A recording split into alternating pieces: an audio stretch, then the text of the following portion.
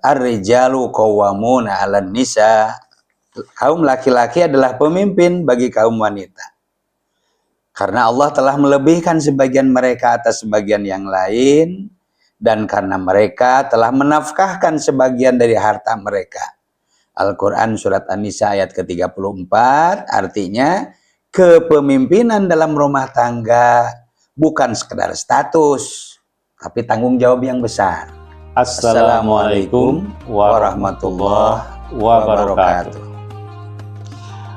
Sahabat Pencerah Hati, salah satu amanah terbesar bagi seorang bapak adalah menjadi pemimpin keluarga.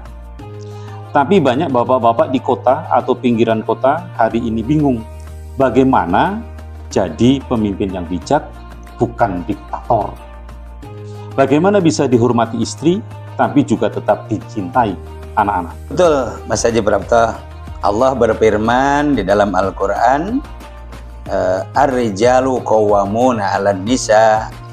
Kaum laki-laki adalah pemimpin bagi kaum wanita. Karena Allah telah melebihkan sebagian mereka atas sebagian yang lain, dan karena mereka telah menafkahkan sebagian dari harta mereka.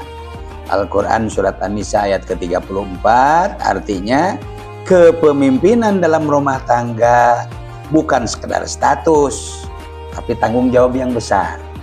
Ya, Ustaz, banyak bapak-bapak di kota kerja keras dari pagi hingga malam hari. Tapi kadang istri dan anak merasa tidak dekat dengan bapaknya. Ya, itu realita, Mas Haji.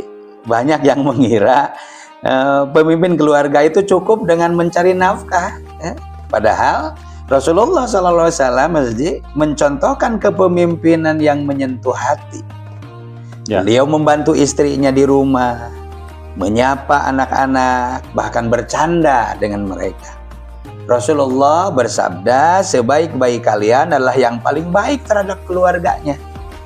Dan aku, Rasulullah SAW, adalah yang terbaik terhadap keluargaku. Rawahu Tirmizi. Jadi, pemimpin itu bukan cuma soal keras, tapi soal mengayomi dan mendekatkan diri dengan keluarga. Kadang ada bapak yang merasa, saya kan kepala rumah tangga, jadi istri harus nurut, anak harus patuh. Iya. Tapi kalau kepala rumah tangga cuman bisa marah-marah, nanti istri bilang, Pak, kepala rumah tangga kok lebih mirip kepala preman ya? Betul, Ustaz. Kadang ada bapak yang pulang kerja capek, lalu masuk rumah wajahnya tegang. Anak-anak sampai bingung, ini ayah atau polisi sedang sidak? Makanya jadi pemimpin itu perlu wajah yang ramah. Senyum bapak itu seperti pintu masuk cinta anak dan istri. Kalau yang ditawarkan cuma bentakan, ya jangan heran kalau keluarga merasa jauh. Ya. Dan ada beberapa kunci agar bapak-bapak nih bisa menjadi pemimpin yang bijak. Bapak-bapak bisa menjadi pemimpin yang dicintai. Yang pertama, adil dalam sikap.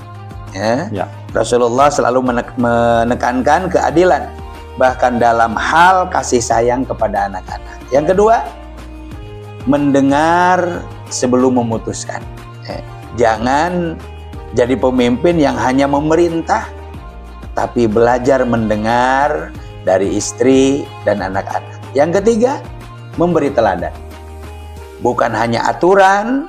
Kalau bapak ingin anaknya salat berjamaah, maka tunjukkan dengan hadir di masjid untuk salat berjamaah. Ya.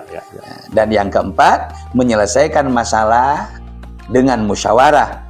Allah berfirman, wasyawirhum fil amri. Bermusyawarahlah kamu dalam urusan itu. Ali Imran ayat 159. Masya Allah. Jadi pemimpin keluarga itu mirip dengan pelatih tim. Kalau pelatihnya sabar, dekat dengan pemain, pasti timnya solid. Ya, kalau kepemimpinan salah arah, bahayanya besar juga, Mas Haji. Ya. Anak bisa tumbuh tanpa figur yang menenangkan. Istri merasa hidup dalam tekanan, bukan dalam kasih sayang. Bahkan rumah jadi sekedar tempat singgah, bukan baiti jannati, bukan surgaku, rumahku. Padahal Rasulullah SAW mengingatkan setiap kalian adalah pemimpin, kulukum ra'in. Setiap kalian adalah pemimpin dan setiap pemimpin akan diminta pertanggungjawabannya oleh Allah Subhanahu wa taala. Rawahu Bukhari Muslim. Jadi kalau bapak-bapak salah memimpin, yang hancur bukan hanya rumah tangganya, tetapi juga pertanggungjawaban di akhirat.